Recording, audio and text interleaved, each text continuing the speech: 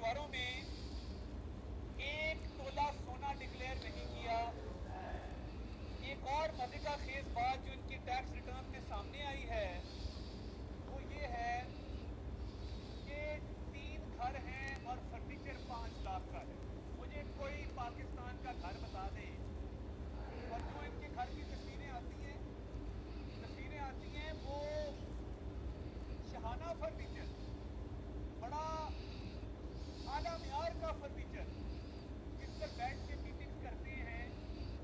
ایک کمرے کا فرنیچر 15 سے 20 لاکھ کا ہوگا، 3 گھروں کا فرنیچر 5 لاکھ کا ڈکلیئر ہوا ہے۔ یا تو یہ خود بے وقوف ہے یا یہ عوام کو بے وقوف سمجھتے ہیں۔ شخص جس نے سائیکل پہ دفتر جانا تھا اور ریاست مدینہ بنانی تھی، آج وہ چھپا بیٹھا ہے۔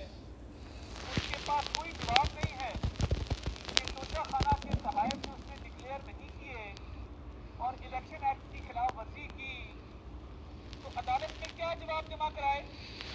یہ جواب ہے نہیں۔